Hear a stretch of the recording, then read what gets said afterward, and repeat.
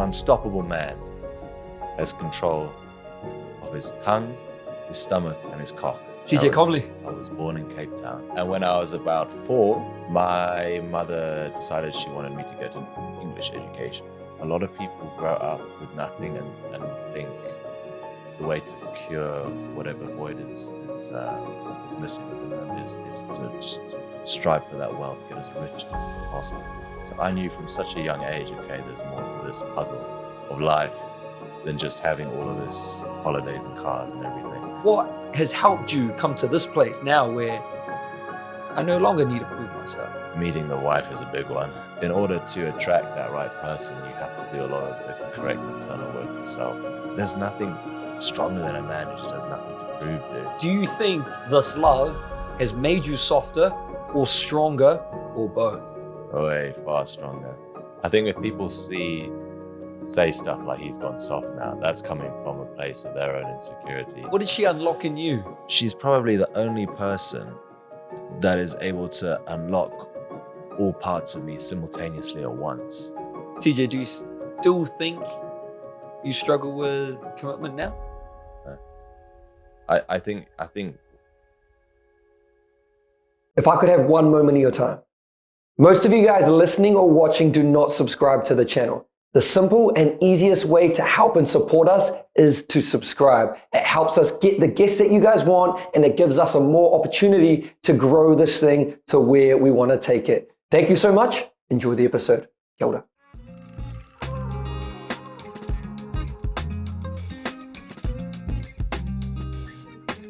TJ Comley. Yes, sir. Welcome to the Martin Show, brother. Thank you, bro. Great to be here. Long time coming, eh? Long time coming. Before we start officially, bro. Yeah? I've got a gift for you. Oh, yeah. So this particular artifact carries the mana from Africa. This Ooh. does. This is an ostrich egg, bro. Wow. This is for you. Oh, You cuz. you can put that on there. Oh my God. So if you ever need like a bit of a mana power up, put a bit of water in there. Wow. Knock it back, boom. You'll feel that African spirit into your body, bro. Oh my God, brother. Cool, Thank eh? you so much. You're cuz. welcome. An ostrich egg. Yeah. And it's, I guess the meaning of it is the same as mana. It was whatever you want, bro, to be Yeah. honest. But I whether it's a lion tooth or an elephant tusk or an ostrich egg, for a lot of Africans, like just natural relics of the land, obviously going to carry that mana. It's the same thing. Wow. Yeah. I gave Oscar my lion tooth necklace the other day, Yeah. and like he was so blown over by it. But I thought, you know what, he deserves it. I hope it serves him well. Oh, brother, it's going to serve us well in this conversation. Yeah, bro. Like, Thank you, cuz. And in my journey. Yeah, bro. I've been thinking. I thought like, okay, who do I want to give these to? You know what I mean? I'm going back to Africa. I have plenty of African mana with me, you know, and I don't know when boys like yourself are going to get an opportunity to ever like. Oh, no. You know what I mean? Oh, my God. I'd rather pass it on. Wow. Yeah. Thank you, brother. All good. Oh, my God. Speaking of Africa, that's a great place to start, a segue. What do you think we need to know about the early context of your life, early life, to understand more of the man that sits opposite me today? What you got to understand about me is I'm not just someone who has been born and raised in the same town my whole life. I was born in Cape Town. My mother, she's from England, and she moved to South Africa when she was 21. She lived there for 20 years. She met my father, who's from Durban. He's fully South African. Wow. They met in Johannesburg at work. Naughty. Moved to Cape Town. I was born, and when I was about 4, my mother decided she wanted me to get an English education. You know, and also it was a bit safer in England. You know, so what happened was for most of my childhood, it was school time in England, and then every single holiday, the whole family we'd shoot back to Africa. So we had a place in Africa and a place in England. So this is actually like quite this is not a usual way to be brought up. the analogy I like to give it is, I kind of felt like a bit like Tarzan, going from the jungle to the flipping zoo. Like, I don't know if you remember the end of the movie when he has to go, he's in his suit and tie. So I'm going from like running around barefoot, hunting for snakes with my friends in the bush, and like just being a like Little John from the gym. He calls me Mowgli. Oh wow, that's the funniest name for myself I've ever heard. Yeah, I'm like, actually, yeah, that's kind of accurate. So like, yeah, being like Mowgli to then going to an English private school, suit and tie, and hello, how do you do, Prince Charles, that sort of thing. Like, and I'm very grateful for that experience in England. It's definitely a part of who I am. It's like, I think at heart, and my wife can attest to this, I'm a bit of like a barbarian, a bit of a wild, like if you've seen me actually eat when no one's looking, I'm like a wild animal. But then I know how to, if I need to, just eat properly, act like a gentleman. I can do it. So it's like I've got both cards. I can use both, which is quite nice. But what was quite challenging for me in England is I did feel like I had to suppress a big part of myself, particularly when I went to secondary school. So that's like from the age of 13 to 18. Fuck, bro. Like an English boarding school is probably one of the most competitive environments you can be as a youngster. I mean, school is in general, I think, but fuck, man, people were so nasty. I remember thinking in my first year in the boarding house, like, why is everyone being such a cunt, man? Like, everyone's ripping on each other and putting each other down, and like, I think it's just because it's this hyper competitive environment. And if I ever mentioned or acted South African in any way, I'd get like roasted for it. So I obviously sort of put that down quite a lot and did what I could do to fit in. So boarding school in many ways, like, very cool experience, but also I think it was actually quite a traumatic experience for me in many ways, stuff which I'm still doing work on now and unpacking now for sure. Wow. I noticed ways it still affects the way I am today, that's what a trauma is, right? It affects the way you still see the world today. It's very, very deep. But bro, wouldn't change it for the world. I've grown up seeing extreme poverty in townships and knowing to always finish your plate and not waste water, to then also seeing the complete total flip side of that, hanging out with people who just have endless wealth and abundance and whatever. So I could experience some of that life, but with good perspective. I always knew, like, fucking hell, like, this is actually quite a blessed experience I'm getting. And I would also see a lot of some of the boys around me as like, they don't quite realize how lucky they are, man. I've just come from Africa, and I play soccer with boys, like black kids who, as a kid, who they got absolutely nothing. But for me, I never thought of that. You know what I mean? Like, that's just, I played with whoever. But yeah, so I guess that's me in a nutshell. I've got like this duality that exists within me, but I've always felt a stronger connection to my African roots. Wow. That's my home. And that's why like I was saying to you earlier, I've always known that's where I'm going to end up when I meet the right lady. That's where I'm starting my family.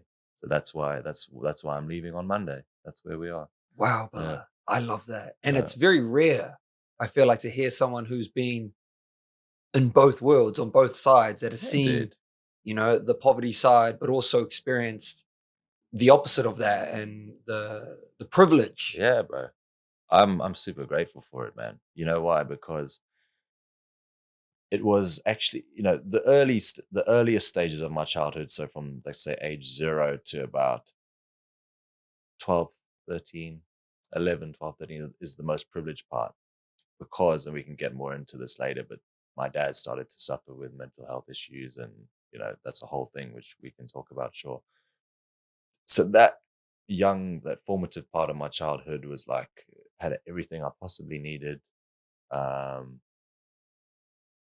then obviously when things started to go wrong with my dad, some of the privileges started to be less abundant, and there was a bit more uncertainty and a bit more financial difficulty. So like, I think the biggest thing for me is, a lot of people grow up with nothing and think the way to cure whatever void is missing within them is to just strive for that wealth, get as rich as fucking possible.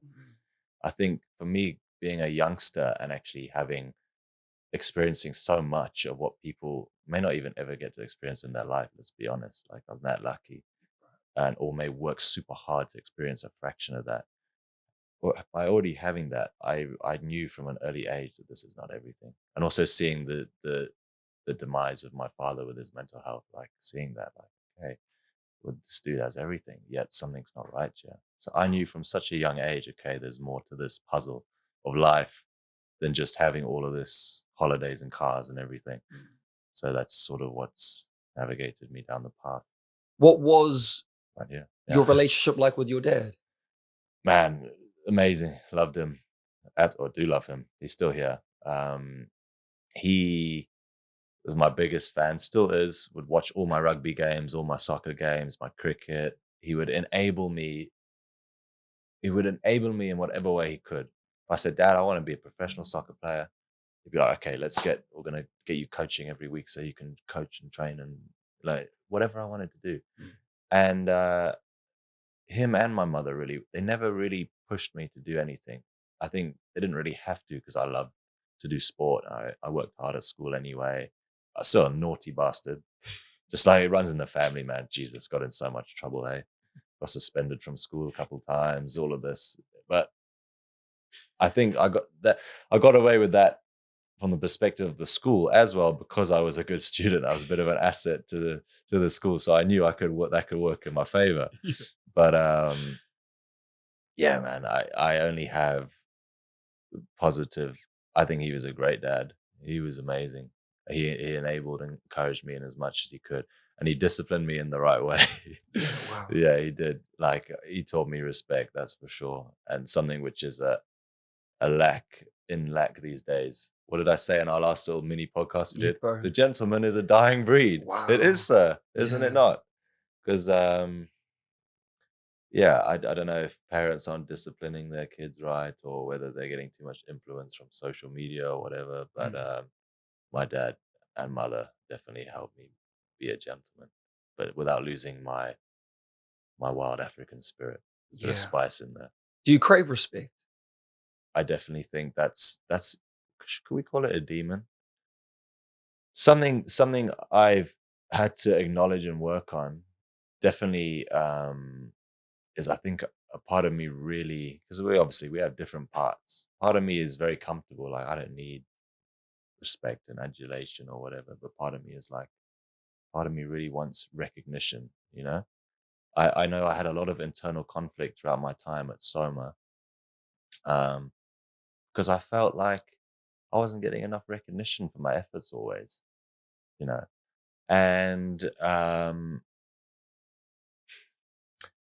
that's just a matter of perspective. Like, anyone who works under Uncle Mike can attest to the fact that you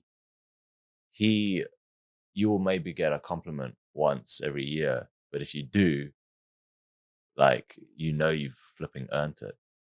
And he'll be critical of you more often. And that can make you feel like, fuck, I'm just getting shat on by this guy. But that's actually not the case. Because for Mike, if he trusts you enough to be in his family, to roll with him, if he trusts me enough to take classes in his, there's nothing more precious to him than Soma Fight Club. You best believe he appreciates you and admires you and cares and values you. So then I had to sit with myself and be like, listen, bro, this is not like fucking primary school where you're going to get a gold sticker every time. Like, grow up, dude. You know what I mean? Like, you're a man, you're respected. You got to love yourself more and not be looking for these like appreciations from everyone. So that's the answer. It's not a simple yes or no. It's a part of me that does, but there's a part of me that's getting a lot better at just saying, it's okay, bro. You don't need it. You got all the respect you need from your wife, and the small wolf pack of people that you really do matter to you, like yourself, my good man. Oh man, it's a great lesson, and it's Yeah. something I've that. Yeah, demon was relate. a word you used. Oh, wholeheartedly. You could call it a demon. Hey, it is a demon. Yeah, brother. Even recently, for me, speaking of Soma, I just come back from a broken hand. Yes, so when I was I know. Yeah. when I was there, I couldn't train, couldn't spar. And I remember there was something inside me when I'd see fighters, and I really wanted the fighters to give me a little bit of just a little bit of acknowledgement, even just a handshake. Yes. And I couldn't, because I believe you do have to earn your respect. And the only way that you earn your respect in a gym or in a fight club is to get in front of the other man and show him what you've done in your past, you know? And I wasn't able to do that. And there was a piece of me that was like, I remember calling my brother when I was going back home, like, I just want these guys to respect me. And then I was like, is that a bad thing? Do you know what I mean? Is it a bad thing? I don't know. It's an interesting conversation. I could completely relate to you though, as well. As I've retired from fighting, as you know, maybe not everyone knows, but one of the things that I've had to sort of battle with and get to grips with is what you just mentioned. Is now I got to walk into the fight gym, but actually let go of that part of my identity. I don't need to prove to the other man that I can whip them or that I'm this, I'm tough or whatever. I know I'm tough. You know, I know what I can do. I know and it's irrelevant. Your ability to fight is only a fraction of what makes you a man. You know what I mean? Absolutely. It's like, it's not everything. So I can't remember where I was going with that, but yeah, something that just came to mind anyway, since actually becoming more at peace with that, when I've only just jumped back into sparring after like 6 months, like 2 weeks ago. Some of the best I feel like I've sparred, and I was just being playful. Wow. Didn't really care. I wasn't trying to prove anything. It's crazy. Or at least it's the most I've enjoyed it. So you feel like you're not trying to prove anything any longer? You're not trying to chase anything now? No, man. I mean, I definitely, when I got to Soma, had a lot to prove. People who are close to me, like Mike and Luke and Bella, the coaches, they'll all attest to that. This was a young man who was fairly lost to quite a bit of insecurity and had so much to prove, not just to himself, but to other people, which meant that I made up for it with bravado. And, you know, it's always the loudest dog in the room is not the most dangerous one, eh? It's the dogs that don't make much noise. They've got the vicious bite, eh? I'm so grateful that Soma has been the perfect vehicle for me to learn my hard lessons that way. Mike treated me exactly the way I needed to be treated in order to learn and develop and to become a mature man and just not be like a little petulant, cocky child that wants this attention, basically. That's what it was. It was my inner child running the show, I think, a lot. What do you think helped you during that period of coming to a place where you no longer have to prove yourself? Because there are a lot of young men that are in that same boat of, I need to show you something. Like I just said, sometimes myself, that inner child comes back. It is the inner child. You are right. I do wholeheartedly agree. No matter what age you are, even if you are 40, still in the gym, it's still your inner child that wants something. You never stop being that little baby. That little boy is in there. It's still the same thing. It's the same organism. Yeah. But what has helped you come to this place now where I no longer need to prove myself? I think meeting the wife is a big one, a massive one, eh? You know, I paused because I was trying to think, is there something else? Because that's the most obvious thing. So now I'm thinking, okay, so on the one hand, it might seem like it's taken some sort of external entity, my wife, for me to then feel like I'm enough, and then feel like I don't need to prove myself anymore. But I would actually argue, in order to attract that right person, you have to do a lot of the correct internal work yourself. So, yeah, I believe where a lot of people get it wrong in terms of looking for their partner is they are searching apps, nightclubs, bars, whatever it is.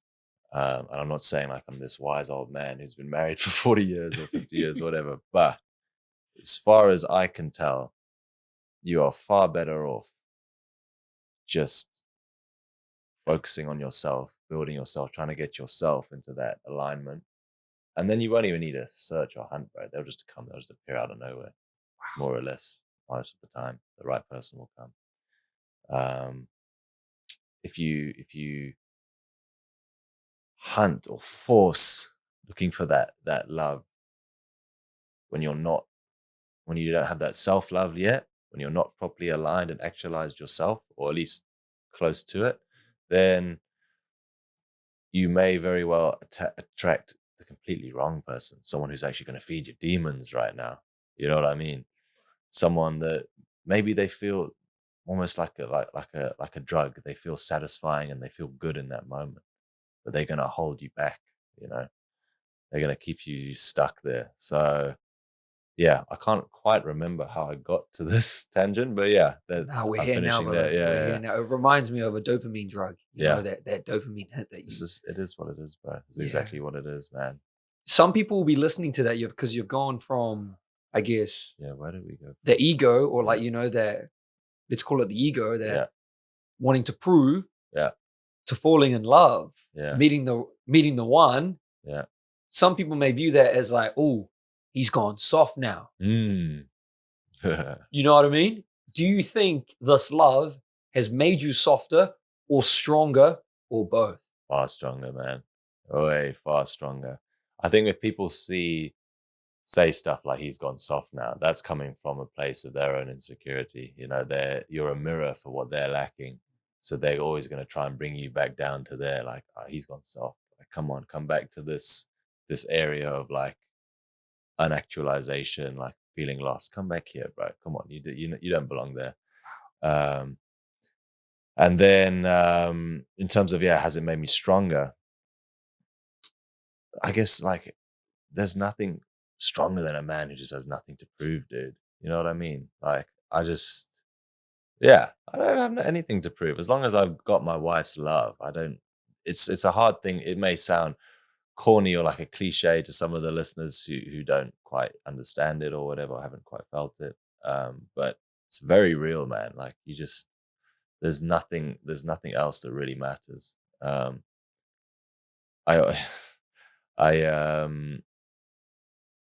I also think in terms of strength and how formidable you become, it gives you a deeper layer of like motivation to just be, yes, financially successful, but also just like, it's more about just walking the line, as Johnny Cash says, one of my favorite songs, you know, walk the line, behave, like set an example, be respectful, be emotionally strong and stable. It's not about just being able to pay all her bills for her. It's about being a strong anchor, being like sorted within yourself, or being solid at least. You don't have to have it all figured out. By all means, I don't. My wife has already actually been there for me when I've actually had some stinkers, you know, some not my best moments. But like she's seen all of that and she still loves me to bits. So like I know I'm doing the very best with what I do have. Yeah, like I said, when you don't need anyone's approval, I think you're pretty strong because you act purely out of your own intention, your own desire. You're not acting for anyone else. Otherwise, you can become very much a puppet, easy to manipulate, easy to emotionally poke, get an overreaction, manipulate, whatever it is. React. Yeah, just react, bro. React from there. TJ, how has this relationship, how has this love, how has it changed? How has it changed the way you see yourself? And I put it in a nutshell. I kind of already said it in a way, but rather than, I feel like more like a man than a boy, even though, you know what I mean? Even though I'm 27 and I was still 20, I was 26 when was I 20? This by the by, but anyway, I was a grown up man, you know, before I met her, you know, mid 20s. But still, you know, very much felt like a boy at heart, you know, like I think what makes a man is when you've actually got like responsibilities, I think you could have a lot of financial success, and be successful in that regard, but be a bachelor and no one really depends on you. You just sort of go around fucking around like carelessly, just sort of spending and treating people as you wish. See a lot of them in Bali, eh? I just want to give them a slap, eh? Absolutely. It's a shame that this place is a real vehicle for that kind of behavior, unfortunately. But anyway, we'll keep the chat positively. Keep the chat positive. We don't need to go down that route. How has it shifted, or has it shifted your focus now, either positively or negatively? Now becoming husband.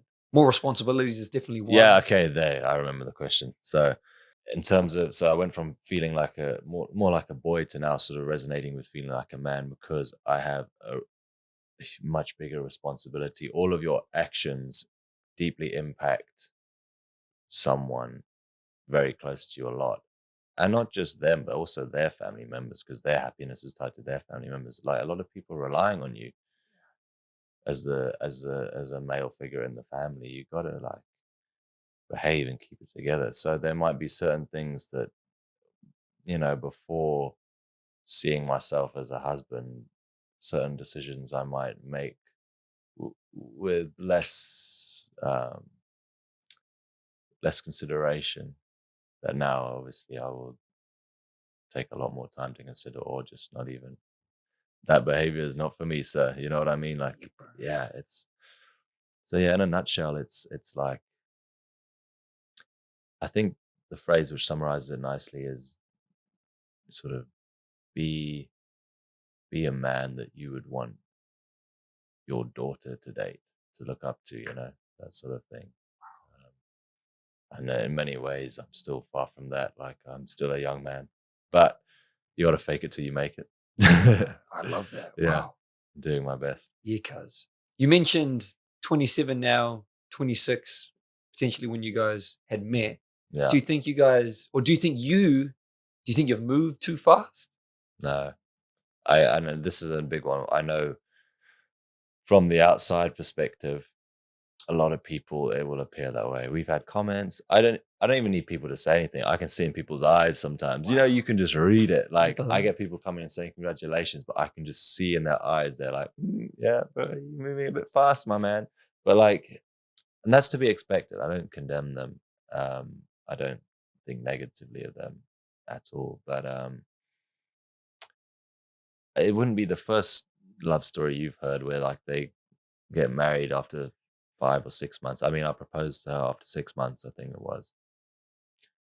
To be honest, I think I was going to say, if it was me looking at someone else moving that fast, would I have the same judgment?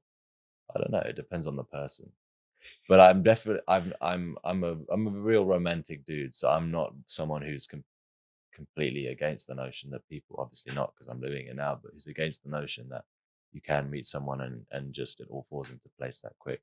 In my opinion, to be honest, if you guys are really both, the more authentic you both are, the faster it will happen, bro. Wow. One thing that I clocked with her very early on, this was our first date. It was actually kind of in a group setting with a few of my boys, but we call it our first date. Is she was talking about how she really struggles, how I'm doing a bit of an impression, but she like, might be watching this. She probably will watch it. She doesn't like how she has to, like, in relationships when she's getting to know someone, like, hold back bits of her. She wants to just give all her love straight away and like just put it all on the table and I looked at her and I was like, I know exactly what you mean, because for as long as I can remember, I've always worn my heart on my sleeve, and if I'm entering a relationship with a woman, or just say like a potential love interest, I won't hold back. I will put it all on them. I will talk about kids. I will talk about family or whatever, marriage. And 98% of them, 99% of them, this kind of like scares them away. And rightly so, because they aren't ready to hear that kind of conversation and also receive that kind of love. I've been accused of being too loving before. I'm like, that's in the past, that made me sort of think like at times, shit, I need to dial it back a bit. But then I would correct myself, be like, no, you don't. So you don't need to dial it back. You just, when the right one comes, it will be, they just don't have enough love for themselves first. So that's why it scares them, eh? When you've got so much to give and they don't have enough self-love, they fucking want to run. They don't feel worthy of it. So So essentially I was like, okay, she's got the same thing as me. She's got a lot of self-love and she's got a lot of love to give. So yeah, it was in that moment I was like, okay, I got a very good feeling about this one, dude. I can remember that so clearly. Yeah. And that's it. Like, we just authentically were completely ourselves. We actually got to know each other mostly through FaceTime, because our first date was a day before I flew to South Africa with my mom for like 3 weeks. So like we just kind of met and started courting. And so we were FaceTiming every day. I would have her, she'd be asleep in Bali, and I would have her on mute on FaceTime with me on my phone, just so I could have her just watching over her. Which, wow, which some of the boys are gonna laugh at that for sure, but they'll get it one day. Yeah, bro. Hey. And yeah, like she would, I would then fall asleep with my FaceTime on, so she could wake up and I would be there sleeping. It was so funny, man. And then I remember when she was waiting for me at my house when I got back to Bali, and my taxi arrived. She was just sitting there like waiting for me, and she ran and threw her iPhone on the floor, dude, and just sprinted at me, and like we embraced, and I don't know, it was like we'd known each other a very long time already. TJ, what did she unlock in you that no one ever has yet? Oh, what a brilliant question. I think she's probably the only person that is able to unlock all parts of me simultaneously at once. You know what I mean? Like, I have a lot of close friends who, like, they unlock a lot of me, because my closest friends, they should do. You see quite a lot of me. I give you a lot of me, but like, my wife, she unlocks all of it. There's, I don't know I don't know how to explain it any more simply than that, but there's no hiding all the armor, all the veils, everything is off. Yeah. I love that. Yeah. And that's rare when you can. There's only a certain number of people, well, in my life, that I'm able to be completely Zach, right? Talking about That's normal, man. Yeah. It's normal. It's not something to be ashamed of. Not Really. at all. It's human nature. Because it's also like it comes with a level of trust too. Mm. It's not always about you. It's not. You know, you may think, "Am I being inauthentic?" No, not really. It's just about, not necessarily, at least. It's about trust, eh? Yeah. So, but like, even with her, she didn't immediately unlock all of it. Even though what I just talked about, how we like to both completely pour it all out. Even with your, that just sort of shows how much as humans we keep everything under lock and key. Even with her, it still took a little bit of time within our relationship for everything to be revealed. Yeah. Even like, I revealed a lot to her voluntarily, but then there's sides of her, of myself, which I hope she would never have to see, which again, I'm actually glad she did, because then there's a saying I love. It's like, don't hide your bad sides or your dark side. Show them and see who truly loves you. Show them all that ugliness. See who your wolf pack is. So yeah. We all got a dark side, man. Oh, bro. TJ, what have you learned about love that you think most men misunderstand? I think, and I actually learned this from a psychologist, I think what a lot of men are seeking when they look in a woman's eyes, and these are the women that they typically are most, or at least most frequently attracted to, are the ones they look in their eyes and they feel this fire, this excitement, this stimulation. That's actually not what you want from a life partner. This is coming from a psychologist who told me about this. When you look into your partner's eyes, yeah, okay, maybe you want to feel some excitement, like arousal, probably, yeah, of course. But ultimately, you want to look in their eyes and feel like calm. This is peace. This is balance. Unfortunately, a lot of men are attracted to the wrong types of women, because, like a drug, like a dopamine, they are exciting. They are woohoo! Like they are so exhilarating. But flip, are they sustainable? No. So that's how I'd summarize that one. That leads me on to look for calmness in their eyes, essentially. Yeah, calmness.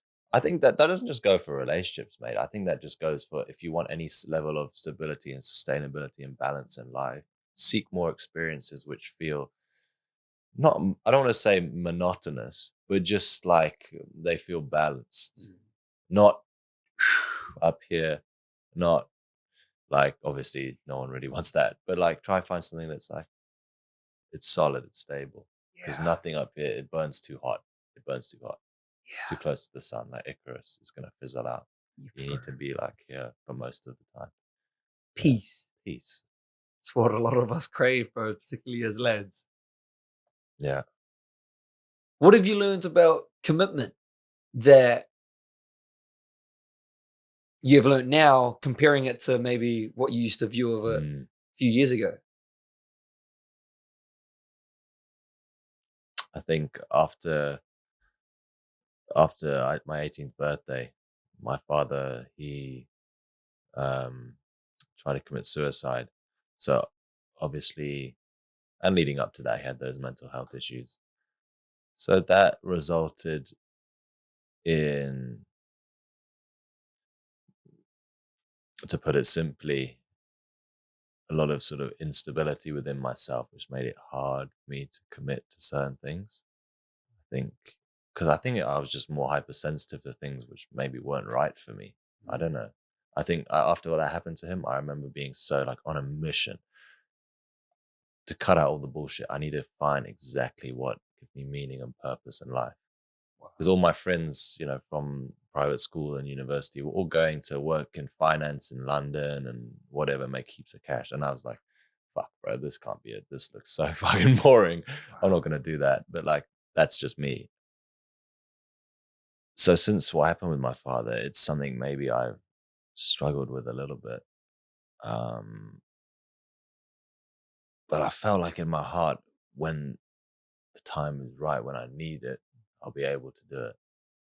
So I don't know whether it was a bad thing, whether I found it harder to commit to things, or whether it was maybe a bit of a superpower because it made me hypersensitive to what was wrong for me. I almost say I had that similar sort of radar for relationships. Like I before Opal, I hadn't really had any proper long-term girlfriends, and then that's not necessarily because I was a total fuckboy.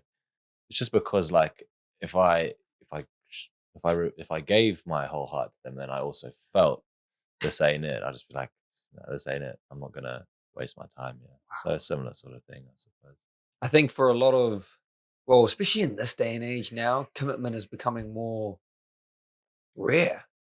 Everyone's chasing the next thing and the next thing, and it's like a level of comfort. It's kind of tied to our attention spans, I think, hey? Yeah, bro. Social media and all that shit. Boredom. TJ, do you still think you struggle with commitment now? No. I think yeah. I don't think I need to have more tests come my way to really answer that definitively, but I feel I'm very committed to this lady. And like I also want, this is going back to that question about maybe what men think about love, is like it's not like everything is always perfect all the time, you know what I mean? Like it's very much in not just like a man, but a person's nature. Your mind will find little things, little flaws, little things that, oh, could this be better? But that's your brain. You know what I mean? Like your brain does stupid shit. Like, have you ever like, I don't know, been talking, for example, you've read like, an example of how your brain will just random stupid thoughts will pop into your head. Might be talking to like an old lady, and like some stupid clown in your head will say something like, I wonder what would happen if I just punched this old lady in the face. Yeah. I'm never going to do that. Yeah. But like, or like you're talking to like an old man, I wonder what would happen if I like kissed him on the face right now. Like something stupid like that. You were not your mind, Dave. You are not your mind, man. You got to give yourself that grace. Yeah. So like, it's very easy to feel guilty about certain thoughts you may have about your spouse or whatever. But that's what the test is. That's why there's virtue in being a committed, faithful partner. Because if it was as easy as, oh, you find her and then all of your, desires and vices, everything, it just turns off. Like you just turn into this straight arrow and you have no stimulation, nothing. No, you just become a monk. Innately just become a monk, and it's that easy. Then there'll be no virtue to being like a faithful, reliable husband, would there? Like, guys, trust me, when you meet your wife, you're still gonna see some women and be like, and then you're gonna have to be like, no, sir, remember, you're still gonna get your head turned every now and then. It's very normal, but you just gotta have that fortitude, that commitment, and you gotta grow up. That's like the difference between a boy and a man. When you're a boy, you just follow wherever your chopper wants to go, basically, eh? And then you learn to control that. Oh, this reminds me of a great saying. It said something like, an unstoppable man has control of his tongue, his stomach, and his cock. Those three. That's wow. That's, you're unstoppable. If you can control like what you eat, what you put into your body, what you say, and where you put your cock, you got it nailed, bro.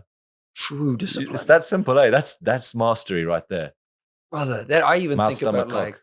semen retention, Yes, then, bro. and all, and those things are difficult. They are And difficult. they're not easy. Yes, they you are. know exactly what I mean. Difficult for a reason, my Yeah, friend, because on the bro. other side is treasure. Yeah, Like, yeah. there's treasure there. Treasure or pleasure, Yeah. or you're both. Exactly. Wow. But do you think on this point, do you think that men need to, or should rather, do you think that men should play the field before settling down with the one? Now that's a good question. I feel like a lot of lads kind of, especially when you're young, late teens, early 20s, kind of need to get that out of your system, eh? I don't know. I think, I don't know. It's a hard one. There's probably going to be some women like looking and shaking their head in disgust about that. But to be honest, me and my mates have laughed about it. I honestly think you sometimes it's an honest conversation. You know some men, you got to fuck your way out of it until you're ready. you gotta like scratch that itch so much until, at least for some people, maybe you need to scratch that itch enough so that then you're like, okay, I realize that's not all it. But then maybe some people, just having the more balanced approach the whole time works for them. I don't think life is nuanced, eh? There's never a one size fits all. But I've got a good example of a friend, right? He's 37 now. And if he watches this, he'll know who he is, but I won't mention him. He's a very good friend of mine. He's a legend. He was in relationships like from when he was young. So like when women started becoming interesting to say about maybe 2 or 3 years ago, he was in long-term relationships. So he never got to go through that phase of sowing the seed as much as possible, eh? Yeah. So when he got out of that and then came to Bali, he's been on a rampage, my friend. Like he's almost 40 and he's on a rampage that like a 20-year-old would have. You know what I mean? Wow.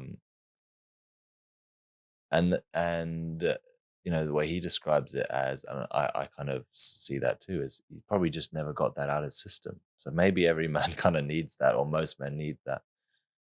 I think you can still behave like that, especially if you need to get that out of your system, you can still do that, but do it respectfully. Like just always be honest. Yeah.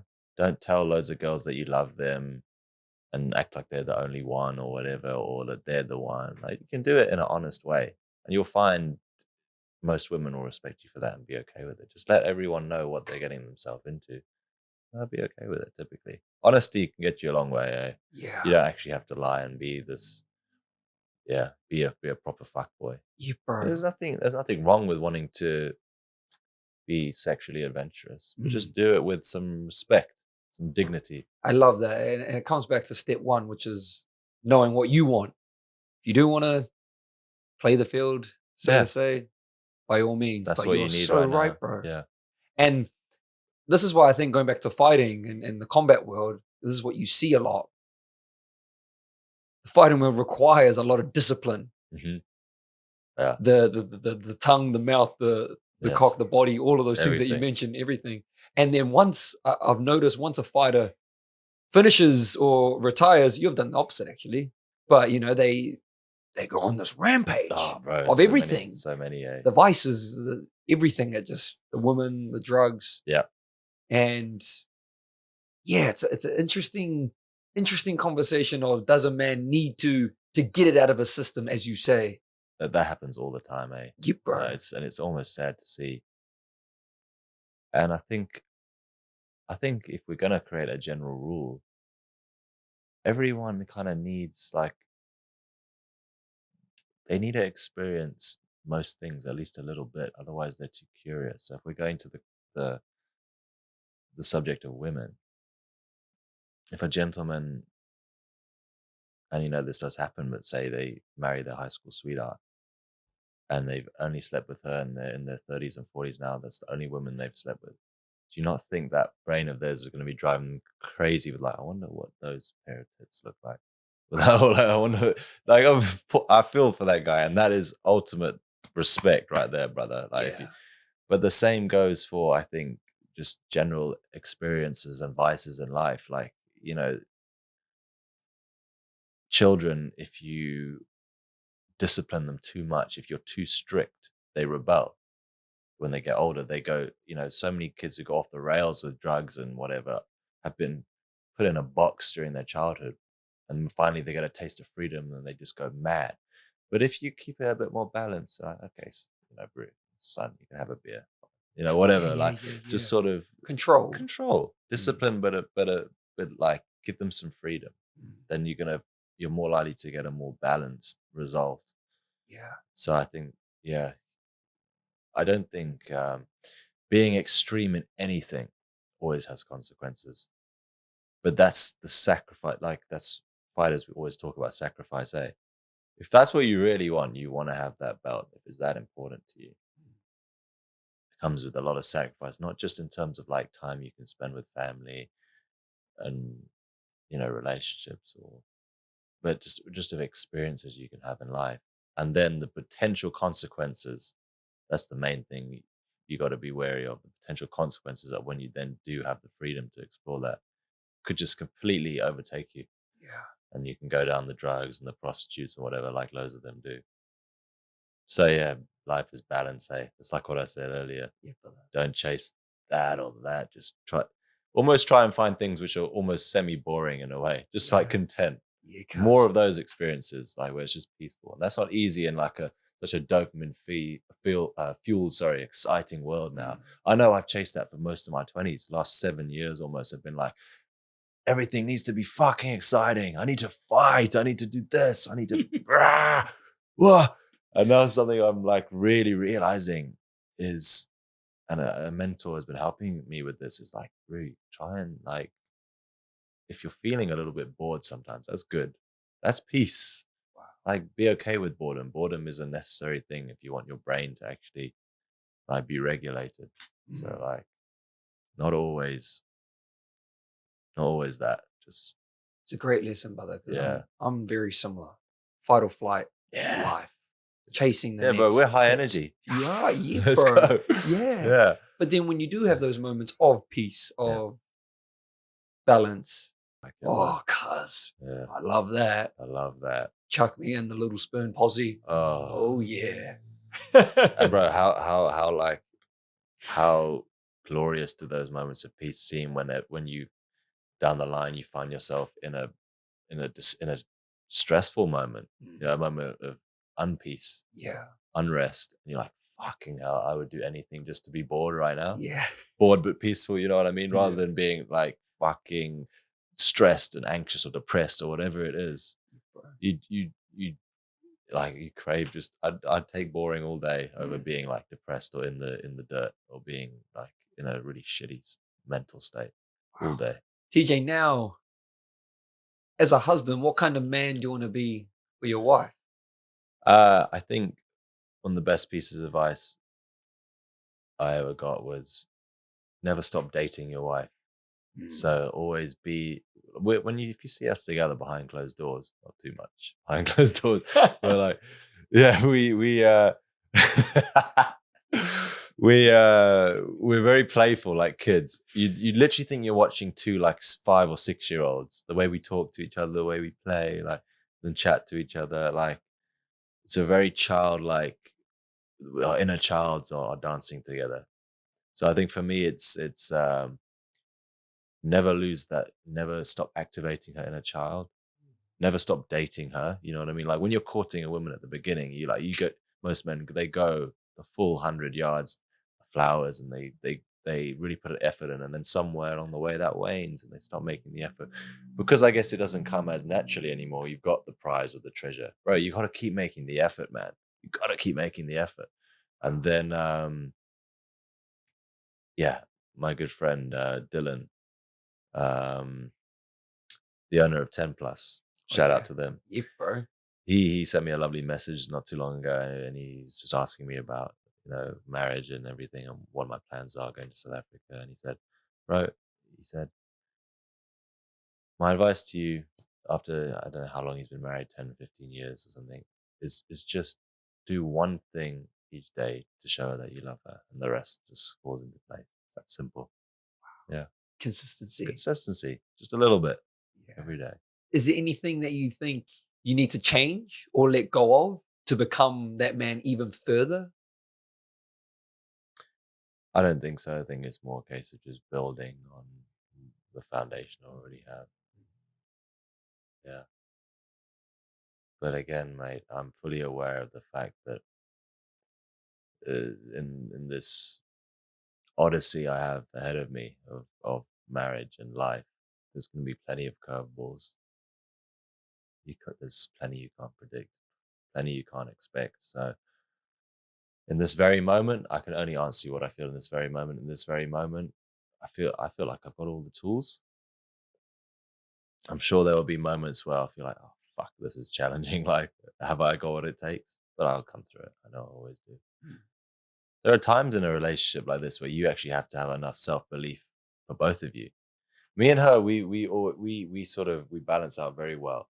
Typically, when one of us is a bit like down in the dumps or low energy, the other one is like got energy for both of us, picks the other one up and like sails the ship for both of us.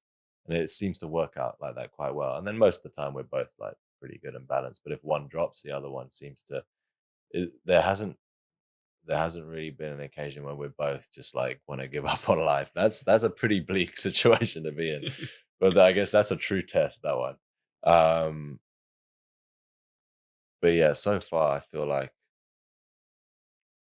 we both got the tools to for this voyage. Yeah. Do you think about fatherhood? Yeah, definitely. It's something we spoke about early on, and not anytime soon. I think maybe the next I don't know, she might get cross at me. Because she wanted them sooner than I did when we first had the conversation.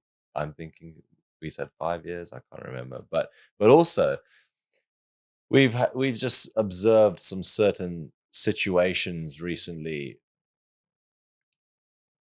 of should we just say parents still parenting kids who are like in their 20s or close to our age, and it's still a fucking nightmare. And we're like, God, Jesus Christ, this does look like such hard work, you know what I mean? Wow. But I think that's not the right way to look at it, because you're looking at the top of the mountain before you've even like taken a step, eh? But like we do see some scenarios where like even Opal, who's always been certain she wants them. I mean, I can't go into too much detail, but we saw something and she was like, holy shit, I'm not sure I want a kid if this one is like when they're like 25 years old still. Like, I'm like, you know what, sweetheart, I don't disagree with you. I'm not saying like we have to do it. Like it's still optional, but like I just feel like it's within our DNA as humans really to sort of it's a purpose in life, really, isn't it? Procreate, pass on your knowledge and your love, and yeah. Otherwise, there's probably always a slight void, I feel. I mean, you can.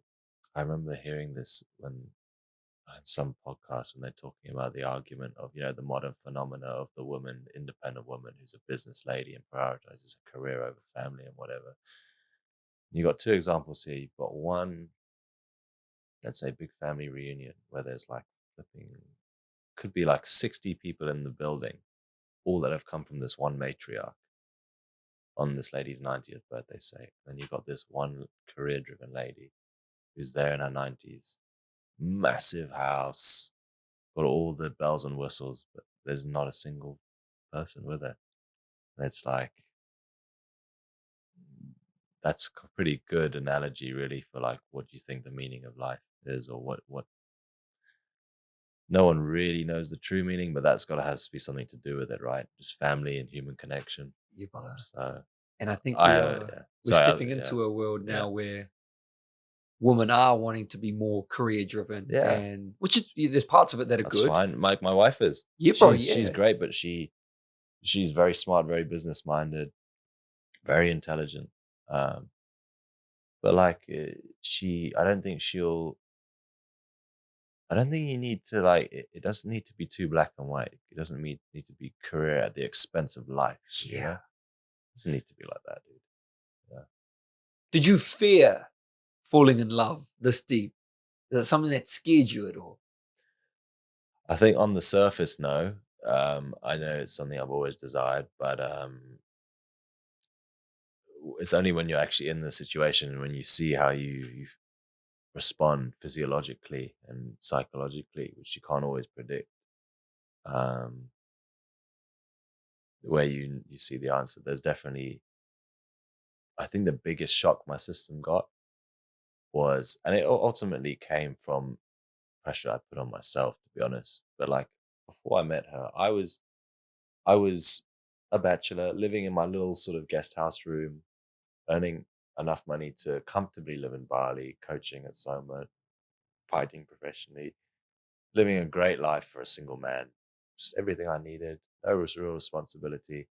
Then I meet her, and all of a sudden it's like, oh fuck, bro, you got to back up your ideas now, and you actually got to work a bit harder. You got to, you're not just fending for yourself now. So I feel like a bit of pressure is good, but internally I put a bit too much pressure on myself to begin with, and that definitely caused a lot of sort of stress and anxiety, which I've acknowledged and managed to completely put to bed now, to be honest. There's still like, obviously, that innate part we have as a man, which is like, come on, dude. No. But you just got to be aware of it and be like, it's okay, bro, you're doing enough. Just keep walking the path. She's happy. You're happy. All good. Nah, yeah, I feel like for a lot of guys out there, even myself, it's letting someone in completely to that degree. Always giving. Always, Kiwi way. I want to love. I want to give. I want to do this. Yeah. But it's when on the receiving end, you can use a boxing analogy. Yes, high guard. Right. High guard. I'm just catching everything in. That's it, bro. And it's just like slowly dropping the hands here because, from your past, you may have done this before. Yeah, drop them nice and this may have got affected in some type of way. Yeah. And so I know that's very common, particularly for a lot of lads. And it's, everything's a risk, man. Everything's a risk. Are you willing to drop that hand, or are you going to stay up here stay high guard? Yeah, for as long as you 100%, bro. I put all this expectation on myself when it's not even stuff she had like asked for. You know what I mean? Like, I'm saying internally this dialogue, like, I have to do this and provide all of this and whatever. And then like once, with her, I discussed, what had been going on in my mind and whatever. She's like, the hell are you, like, since when have I said, like, what? I don't put this pressure on you. I'm like, yeah, it's all come from myself. She's very much like, we build together. You know what I mean? Like, I think I obviously, as a man, there's always that innate desire to provide, but like,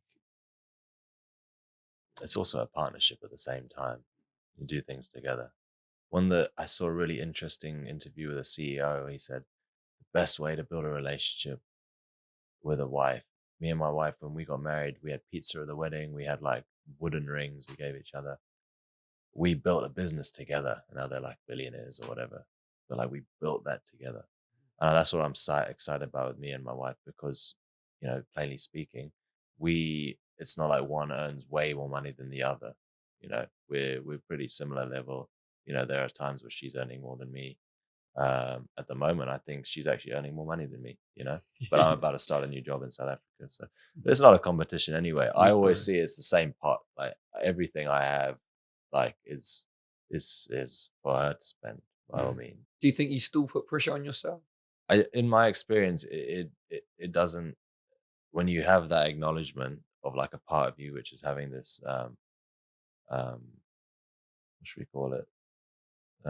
This internal battle, it doesn't just melt away as quickly as you just realizing it, right? So even right now, I feel like even though I have a strong awareness of it,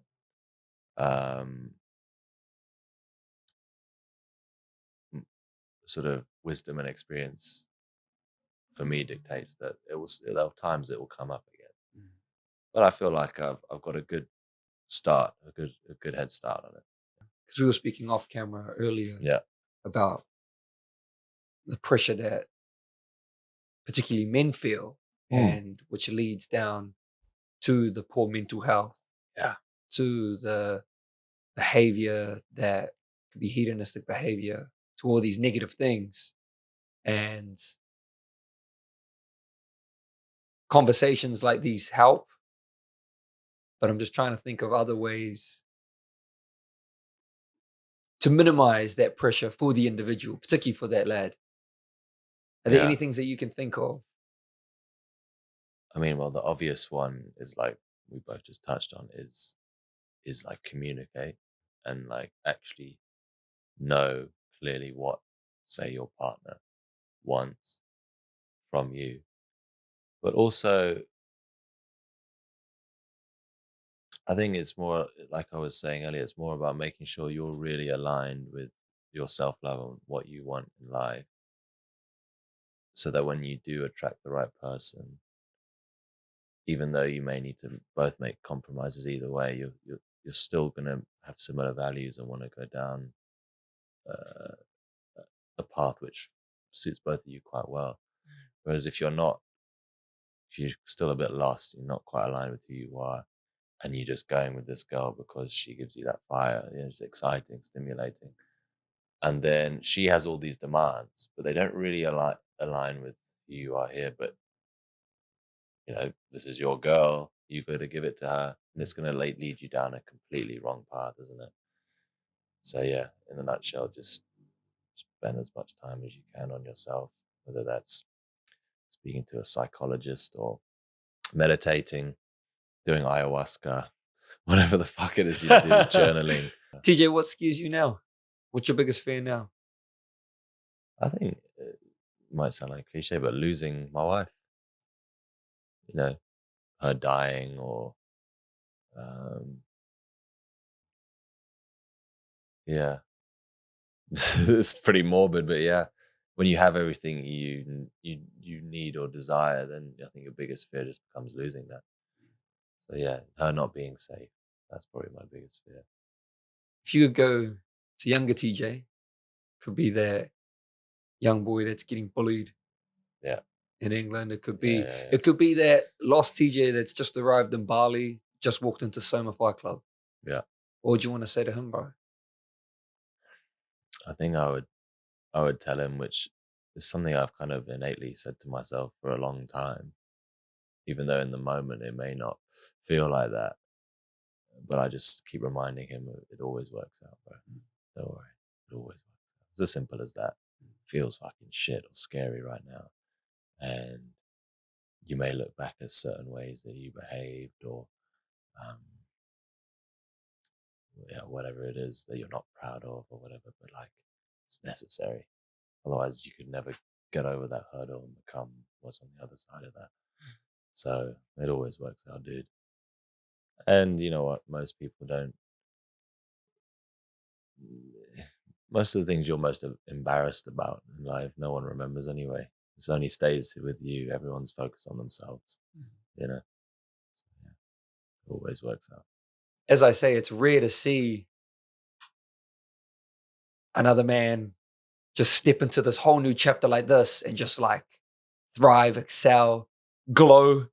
You know, you walked in here and I was like, oh, my bro's tan. And it's, I wish you all the best, man. Bro, I'm so glad we crossed paths. And my wife, she doesn't even know you well, but she loves you, bro. Yeah. She's very tuned into energies, man. So she I remember after the first, she met you outside of Nico's, remember? Yeah, bro. When you're a man of your word, so you showed up even though you were late or whatever, and you just caught me as I was leaving.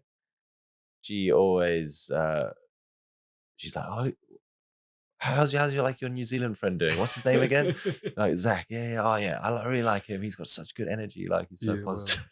Well. Oh. But yeah, bro, she absolutely loves you. Like hopefully you come visit us in South Africa one day. Cause I'm crossing paths. Yeah. At least I got one brother that lives there now. Well, we got a spare bed for you anytime. Oh wow. Anytime, so. Yeah. TJ, we have a closing tradition on this podcast. Yes. Where the previous guest asks the next guest a question, not knowing who he or she is. Yeah. So the question for you today: if you could sit down with any 5 people, dead or alive, who would it be? I'm inclined to go for more dead people, to be honest. Yeah, bro. Let's go for the Greek warrior Achilles, the Viking warrior Ragnar Lothbrok. Wow. Yeah, 2 of the greatest warriors of all time.